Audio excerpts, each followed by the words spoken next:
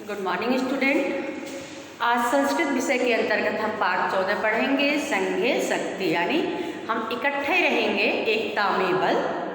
इकट्ठे रहेंगे तो उसमें शक्ति होगी। अगर हम बिखर जाएंगे तो उसमें शक्ति नहीं रहेगी, ताकत नहीं रहेगी। हम अपने अगर अलग अलग रहेंगे, बिखरे बिखरे रहेंगे तो हमारा अंदर की जो हमारी शक्ति रहेगी वो छीड़ रहेगी, कमज़ोर रहेगी। अकेले आदमी उतना शक्तिशाली नहीं होता जितना संगठित होकर। कहा भी गया है कि अकेले चना भार नहीं होता। अकेले काम करने अकेला व्यक्ति कोई काम संपन्न पूरी तरह अच्छी तरह से संपन्न नहीं कर सकता जितना कई लोग मिलकर एक साथ करें।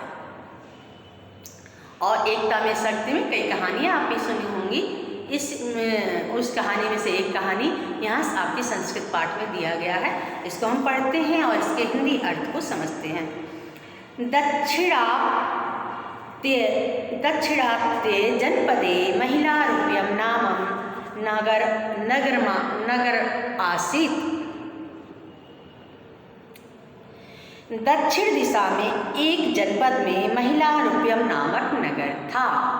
दक्षिण दिशा में एक जनपद में महिलारूप्यम नामक नगर था। तत्र एको विशालो वट वृक्ष आसीत्। वहाँ एक विशाल वट वृक्ष यानी बरगद का वृक्ष था। तस्यो वृक्षस्य शाखायां लघुपत्नं को नाम काका प्रतिवसति स्म। उसी वृक्ष की एक शाखा पर, एक डाली पर लघुपतनक नाम का कौवा रहता था। लघुपतनक नाम का कौवा रहता था। काका प्रतिवसत अस्म, वहाँ रहता था। एकदा लघुपतनकः एक व्याध अलोक्यत। एक बार लघुपतनक एक व्याध यानी बहेलिया, शिकारी को देखा। बहेलिया मतलब व्याध यानी जो पक्षियों का शिकार करते हैं, बहेलिया उसे कहते हैं। उसको उसने देखा। सह स्वसहवासितः पक्षिणः प्रोक्तामान।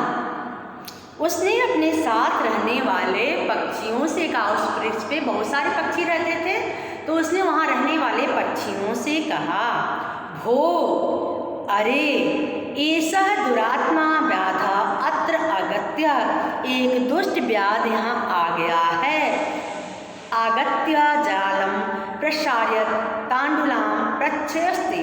और यहाँ आकर जाल फैलाकर चावलों को फेंकेगा। एक दुष्ट आत्मा व्याध यानी शिकारी बहेलिया, बहेलिया यहाँ आया है और जाल बिगाकर यहाँ चावलों को फेंकेगा। तांडुलान यानी चावल फेंकेगा। युवम तांडुलान विषमिहु परिजत्य। हम जिस तरह विष का परित्याग कर देते हैं यानी छोड़ देते हैं, उसी तरह हमें चावलों को भी छोड़ देना है। तुम सभी उन चावलों को विष के समान परित्याग कर देना। पक्षियों से कहता है, एक शिकारी आने वाला, अरे बहेलिया आने वाला है, वो क्या करेगा, जाल को बिछाएगा, उसमें चावल के दाने डालेगा। लेकिन जिस तरह विष का परित्याग कर देते उसी तरह तुम भी उन चावलों के दाने को विष के समान परित्याग कर देना यानी छोड़ देना।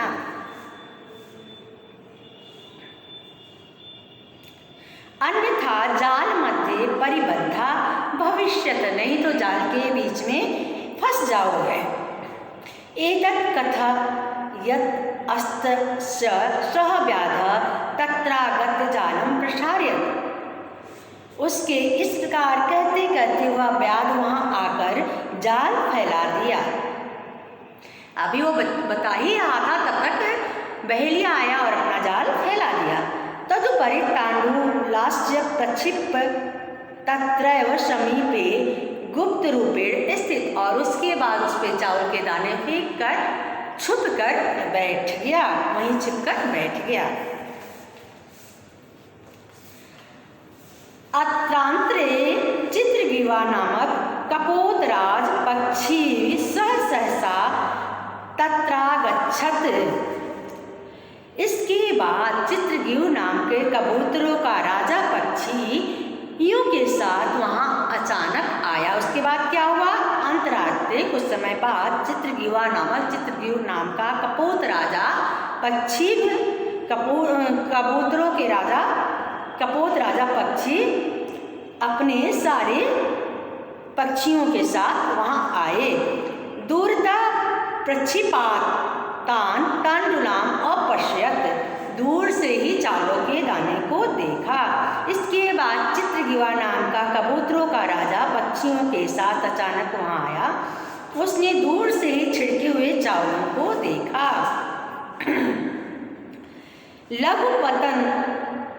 लघुपतकेन तदा लघुपतकेन निवारी तो अपि, तब लघुपतनक के द्वारा मना किए जाने पर भी सह तांडु भक्षलात अपत्वत, वह चावल के दाने खाने के लिए नीचे उतर आए।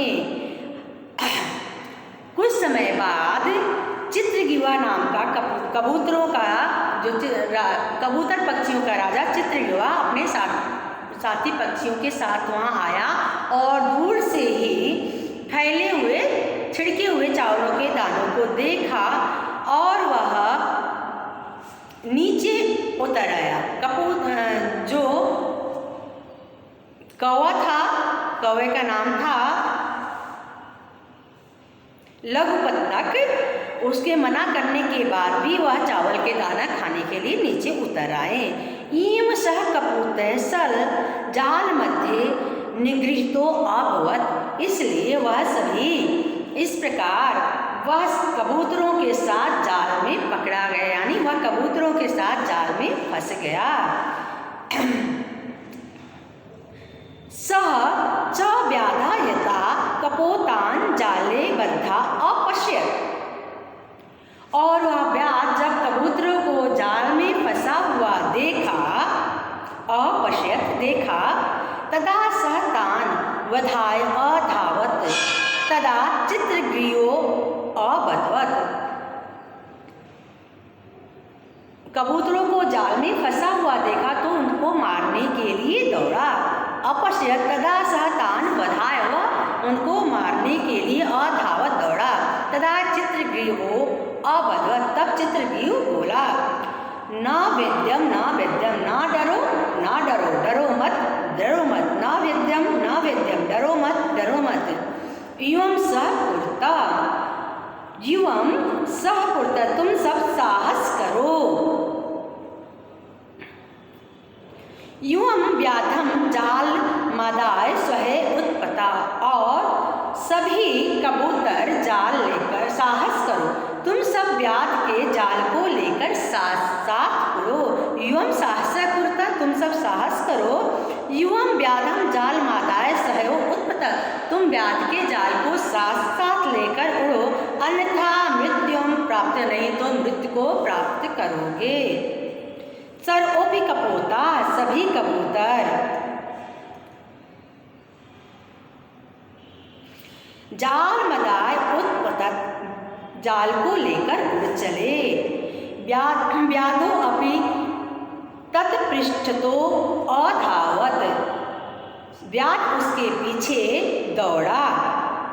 किश्चित दूरे गत्वा, कुछ दूर गया। तान यदा न पश्यत तदा निराशो भूत्वा, और वह निराश होकर लौट आए, और वह निराश होकर लौट आया। नेक्स्ट पेज हम देखते हैं।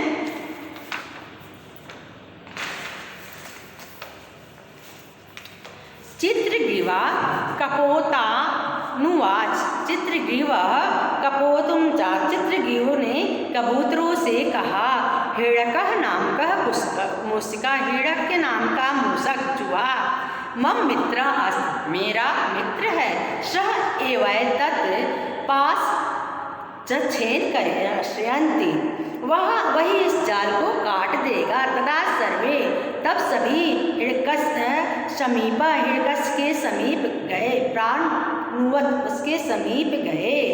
हिड़कस्यो जाल मकर्तयत तांच बंधना दमोस्यते, हिड़कस ने उस जाल को काट दिया और उन्हें बंधन से मुक्त किया। इस तरह हमने पाठ को पढ़ा, इसके अर्थ को पढ़ा। आप पाठ को पढ़ने का अभ्यास करिएगा, इसके अर्थ को पढ़िएगा।